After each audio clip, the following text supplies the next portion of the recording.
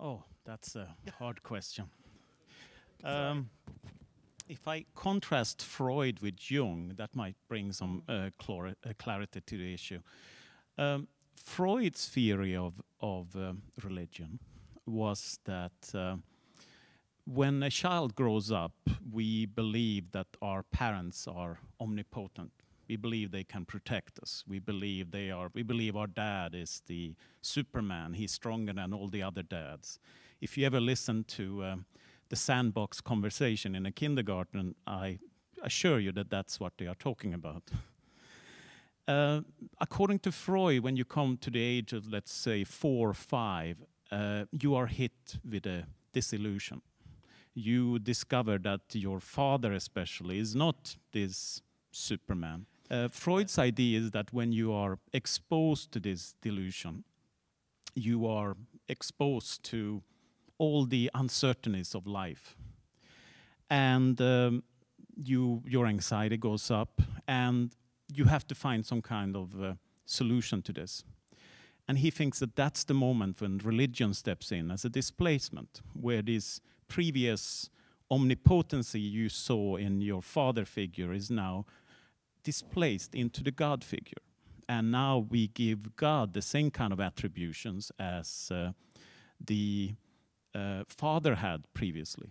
And now we are safe again. Now we have a good entity somewhere who is looking after us, just like the little child felt previously. Freud looked at this as a neurosis. He called religion as a collective obsession, where an obsession was a private religion, in the sense that people with obsessions, they have rituals. And Freud, when he was a little boy, he followed his nanny, who was a Catholic, to church to participate in the ceremonies. And he witnessed how people, for example, took the communion, eat the flesh, drink the blood. And Freud said these are rituals, just as you can see with people who have obsessions. So Freud thought that this have to be analyzed, so you realize where you are in life, that you actually are vulnerable, and believing in religion will be superstitious. Now Jung took a completely different take on this. Jung looked at religiosity as a human need, that we need to believe in something. It gives life meaning. It gives us a kind of location where we are in life. And I think as a therapist, we have tended to go more Freud's way of looking at religion as a problem that needs to be analyzed and dissolved. Well, I think that today the analytic community have changed a lot in the way they think about this, in the way that religion can be an enormous source of comfort, inspiration, and give meaning to a life that otherwise we might not have. In my own tradition, there's no conflict between faith and science, so it's not something that I would. I think this is great. Intellect is wonderful. One of the basis of how we kind of find our way through ethical situations is scripture, reason, and tradition, and we draw from all three. So reason and experience would be something which we would be a part of, seeing God in the natural world and so on. If you were talking about intellect as a defense structure, as I was working with the person, that would be something different. And so what I would try to do is to move them more to heart experience.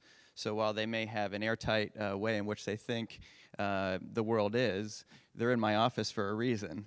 There's something that's moving that that isn't quite complete, and they want to know what else there is. So I would talk about experiences I've had. If they can't access their own, we would move to things like love and greater purpose, those kind of ultimate questions.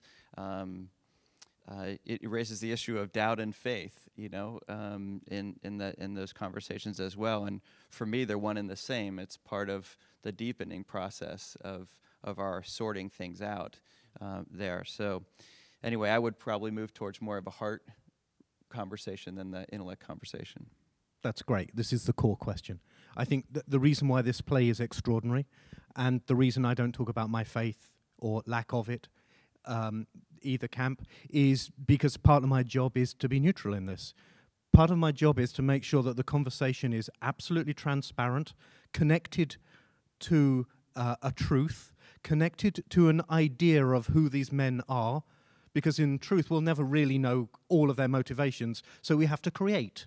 And this is an art form, so it's a world of make-believe. It's a world of what if? And that what if allows space for speculation. And the key part of it is, one of the reasons I love theatre as a collective art form is it only works and only really comes together when you're there. And the dialogue between the ideas on the stage and you is the difference between this and basically television, film. I mean, whether you eat popcorn or not during a film is entirely up to you. But in the theatre, there's something about, and forgive me the analogy, but the church-like experience, the silence of the auditoria and the attention that is extraordinary and somehow still respected. There seems to be a code that we are ingrained with, that we know, even though we don't know it, and then we learn from the experience. And within that silence, within that collection of strangers, ideas are fizzing. And so I hope that as a result of this play and the relative neutrality of the production that allows both men to argue their corner, the third act of the play happens in your journey home, and the day after, and the day after. Because if theatre doesn't become a provocateur about ideas like that, then it fails. It should be a place of conversation. The conversation starts here and it continues there.